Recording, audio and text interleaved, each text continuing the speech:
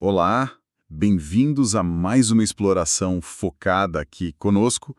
Hoje a gente vai mergulhar numa região central, bem no miolo do nosso encéfalo. São as estruturas da linha média, sabe? Aquelas que aparecem super bem num corte sagital, bem no meio. E para guiar nossa conversa, a gente está usando um material muito bacana, aula 6 de Ciências Morfofuncionais do Dr. Dário Santucci, que ele preparou, né, especialmente para o pessoal da área da saúde lá da Anhanguera. Exatamente. E é um material ótimo, porque esse corte sagital mediano, ele é fundamental. É como ter um mapa que mostra não só as peças, mas como elas se encaixam ali no eixo central. Legal, nosso objetivo então é mapear isso, né? Entender essas estruturas-chave, desde a conexão entre os hemisférios até o tronco encefálico, a medula. Para quem está estudando saúde, como os alunos do Dr. Santucci, isso é a base de muita coisa que vem depois, né? Com certeza. Entender essa organização, a vizinhança dessas estruturas que controlam funções assim vitais, é o primeiro passo para entender como tudo funciona. Ou como pode dar errado também. Então vamos começar por cima, logo abaixo do córtex. A primeira coisa que salta aos olhos nesse corte é o corpo caloso, certo? Uma estrutura enorme. Enorme mesmo. É a maior ponte de fibras nervosas que a gente tem conectando o hemisfério direito e o esquerdo.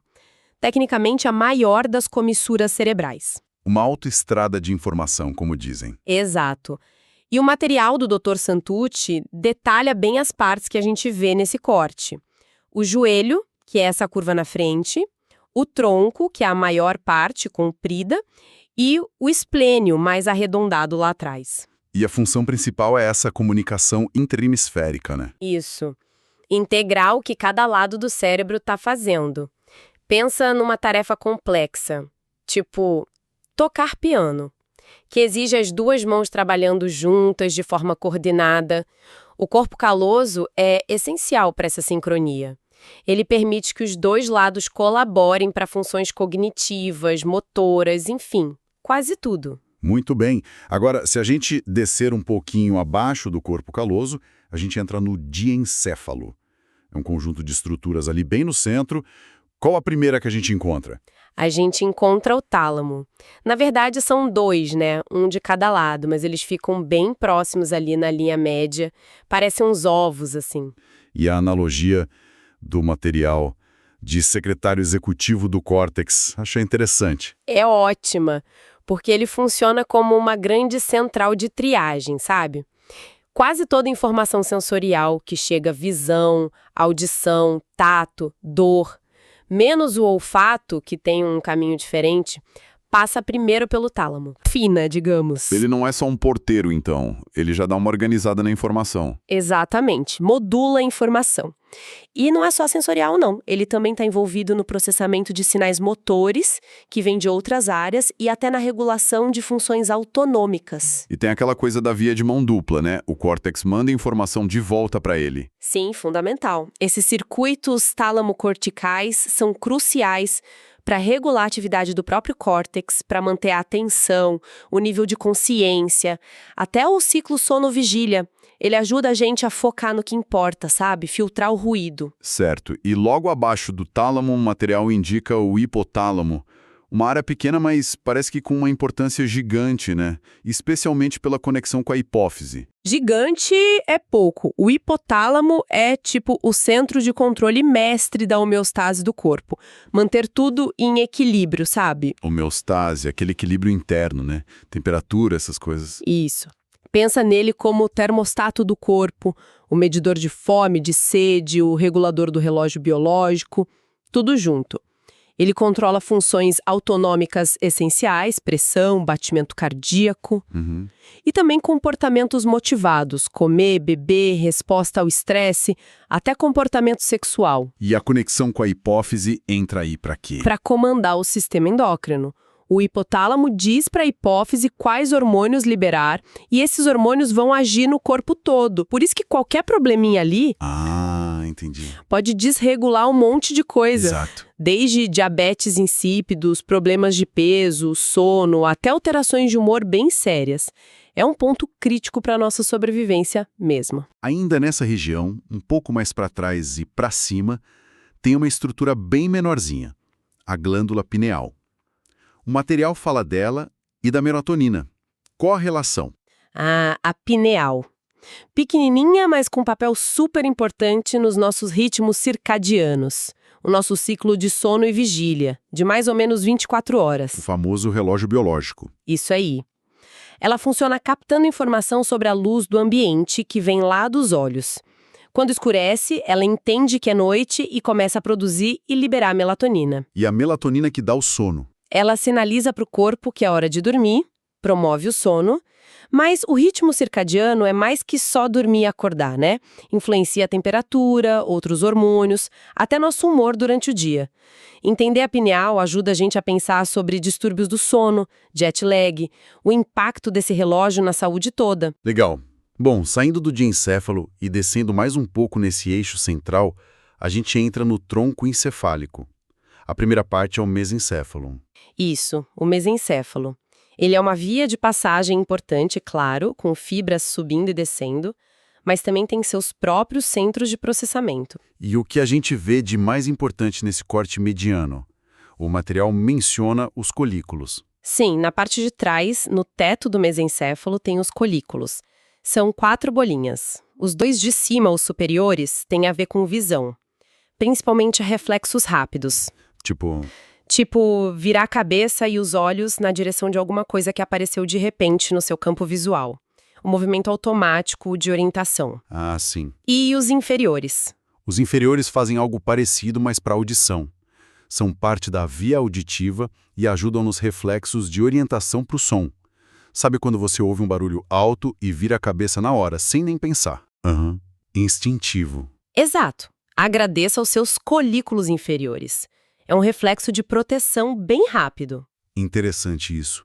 E na parte da frente do mesencéfalo, o que são os pedúnculos cerebrais que o material cita? Os pedúnculos cerebrais são como os pilares da base do mesencéfalo. São feixes enormes de fibras nervosas. Pedúnculo vem de pé, né? Isso mesmo.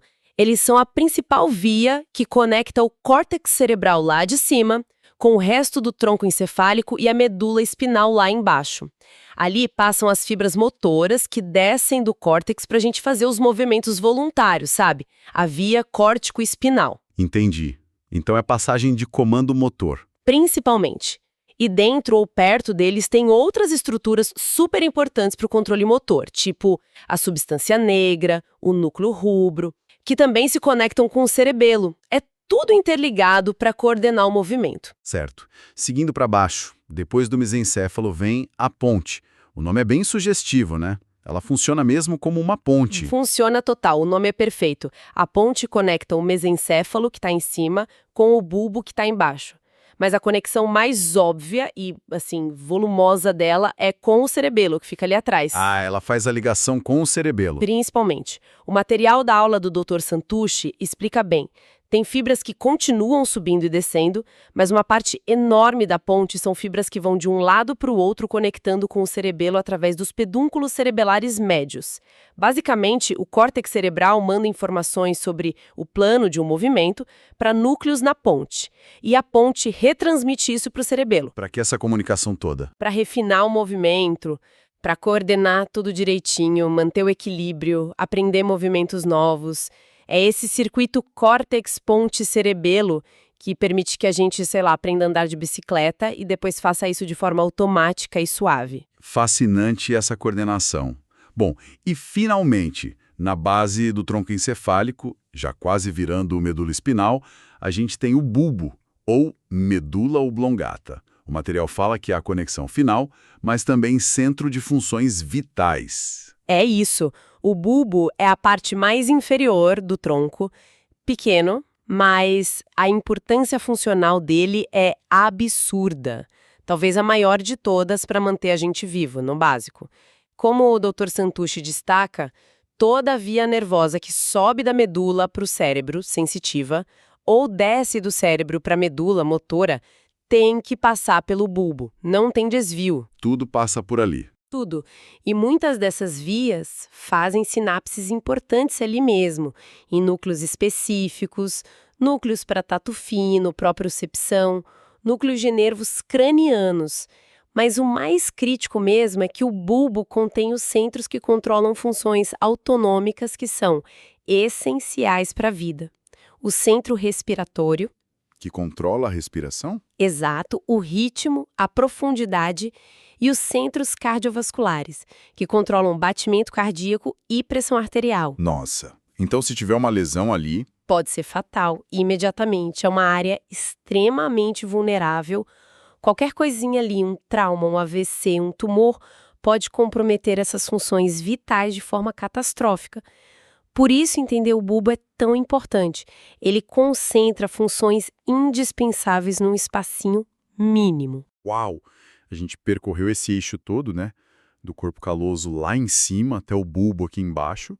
É uma complexidade impressionante. Agora, pensando de novo nos estudantes, no pessoal de ciências morfofuncionais da Anhanguera, como esse conhecimento todo se aplica na prática? Por que é tão crucial dominar essa anatomia? Olha, é simplesmente a base para entender quase tudo em neurologia e em muitas outras áreas.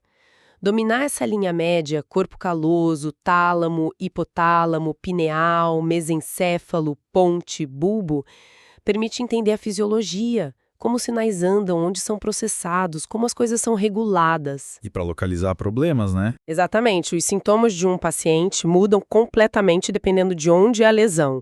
Um AVC no tálamo dá um quadro, na ponte outro, no bulbo, bom, aí o risco é altíssimo. Ajuda a ler uma ressonância, a entender o que aquela imagem está mostrando. Ajuda a entender como os remédios agem no sistema nervoso. E caro, para fazer um bom exame neurológico. Faz todo sentido. Como o Dr. Dário Santucci, com toda a experiência dele em clínica, cardio, ciências da saúde, deve sempre reforçar. Conhecer a forma, a morfologia é indispensável para entender a função, a fisiologia. E daí a doença e o tratamento. É o alicerce do raciocínio clínico. Fica bem claro mesmo, não é só decorar nome, é entender o sistema funcionando. Bom, recapitulando rapidinho nossa viagem de hoje. Começamos lá em cima com o corpo caloso, a supervia de comunicação entre os hemisférios. Descemos para o diencéfalo, centro de comando e regulação com o tálamo, o hipotálamo e a pineal. Atravessamos o mesencéfalo, com os colículos para reflexos e os pedúnculos para as vias motoras. Cruzamos a ponte, a grande conectora com o cerebelo. E chegamos no bulbo, guardião das funções vitais, ali na transição para a medula. Um eixo central, contínuo e absolutamente fundamental. Perfeito. E talvez uma reflexão final, né, para quem está mergulhado nesses estudos agora, pensem na densidade de funções críticas que a evolução concentrou ao longo dessa linha média. Como pode tanta coisa vital, integração sensorial, motora, regulação hormonal, cardiorrespiratória, caber em estruturas tão próximas e interligadas? É verdade. E como essa proximidade torna essa região tão delicada, onde um probleminha pequeno pode ter consequências enormes. É um convite a pensar nessa relação tão íntima e bonita entre a forma e a função no sistema nervoso. Um tema que materiais como essa aula 6 do Dr. Santucci ajudam tanto a gente a explorar. Uma ótima reflexão para a gente continuar pensando. Muito obrigado pela atenção de todos nessa nossa análise das estruturas centrais do encéfalo. Até a próxima!